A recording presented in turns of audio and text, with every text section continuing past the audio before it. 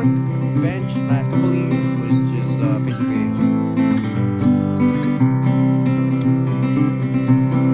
these cars back here. Weight capacity was about 100 pounds, and I know we're rated to a sea of plastics.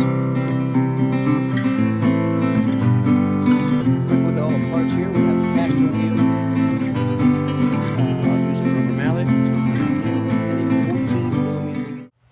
Hey guys, it's Elias. Welcome back to the channel.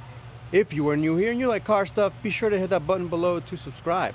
Now, as you can see right there's a box. I don't normally do these types of videos, but for today I'm very excited to show you guys something that I've been missing when I'm working on my cars, and that's a very mobile but good and sturdy workbench slash table. And I'm very excited to show you guys what this is. I got it from Harbor Freight. I'll put the link below in case you guys are interested in getting one. And let me show you guys how to put it together and my thoughts of it once it is together. So as you can see, the box itself, it is a Hallmaster industrial polypropylene, which is basically a hard plastic service cart with wheels. And I'm going to be able to put all my parts and what I'm working with, my wrenches, my sockets, everything that I need not to lose right in there, and be able to kind of move it around wherever I need it. I've been desperately in need of this thing.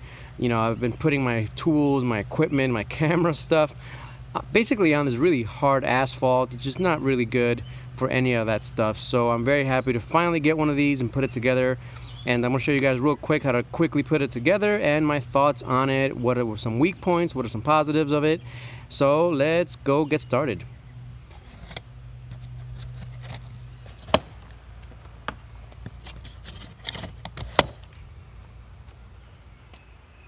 Of course, don't mind me. I will be sitting down for most of this build. I kind of tweaked my back working on these cars back here, so hope you guys don't mind. I'm going to be sitting down right here with this chair and building it with you guys. Real quick before we open it and throw away this box, the thing that sold me on this was the 500-pound weight capacity. I was going to buy a steel version of something like this, but unfortunately the weight capacity was about 100 pounds, and I know for a fact that there's a lot of things that I put on these, that I'm going to be putting on this cart, that will likely exceed 500 pounds. I don't want to be messing around with anything that's going to break on me. So basically one of the main reasons why I got it. Let's see if it holds up to that. I'll be using it for the next who knows how long, and you guys will see it, of course, in a lot of different videos. So once we lift the top, let's say right there, we're greeted to a sea of plastic. Let's see if we can remove this here. Oh yeah, look at that thing. Nice and sturdy. And that's the contents of it in here. We'll take a look at the manual real quick and continue on. So in case you wanted to see the instructions manual before you bought it, here it is.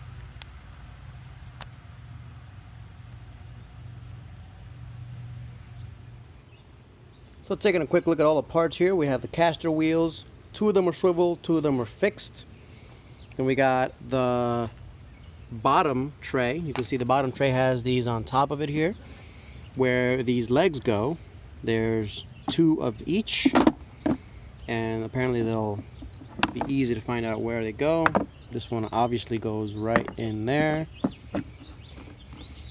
I'll use a rubber mallet to kind of hammer it down as per instructions.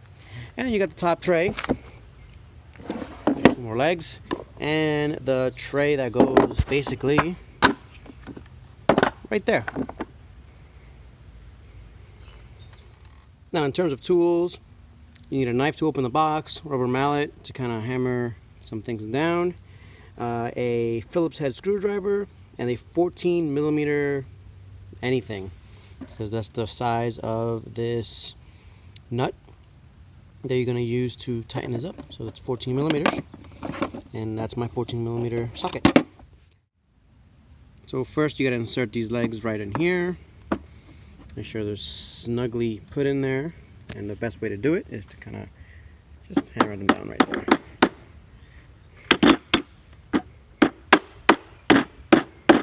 Rubber mallet won't hurt anything. Nice and snug. Do that for all 4 corners. Next up, you separate the bolts from the washers and the nuts, And you take them, you put them right in here. Do that for all 16 of them. Once you put all the bolts in, pretty convenient that this thing brings a nut and washer holder so you don't lose them. So you put everything in there, put the bolts on, and out come the wheels. Now there's a swivel wheel, you can take a look at the bearings there, and a fixed wheel. Only thing you have to remember is that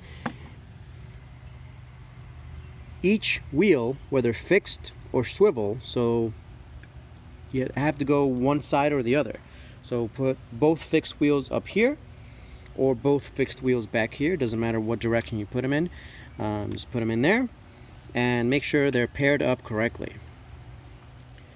Here we are. We just lifted that bottom tray. We put the caster wheel right there. The nuts look like that. I'm sorry, the bolts look like that. And we're going to put the nuts and washers right there to hold them. So I found the easiest way to put these wheels on is to put the cart on its side.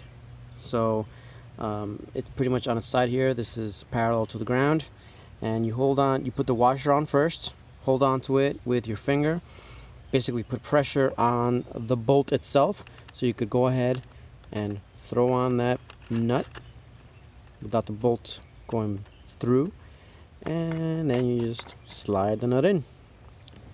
Not too bad. So all 4 wheels are on. Very nice. I have not tightened anything down yet. I like to leave that all the way to the end. That's how I like to do things. You should do it the same way I do.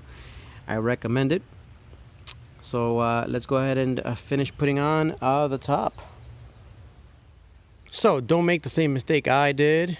Make sure you put the tray on before you mount this to the legs.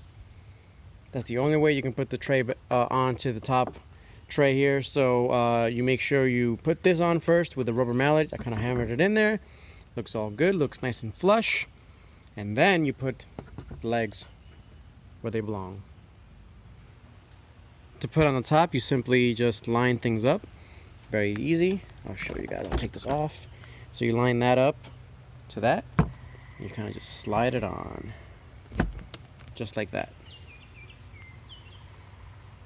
I'll do it the same for this one. Slide it on. And there you have it. Time to put the screws on. Alrighty, so we got the first set of these little Phillips head screws in. The one thing I do have to note is that these screws are extremely delicate. They will strip if you breathe on them wrong, so be very careful. I was being very careful and I still kind of stripped them a bit. Not a big fan of these screws, but it's what they included, so I'm going to use them. So preliminary findings on building and looking at this is that the pros are it's pretty lightweight.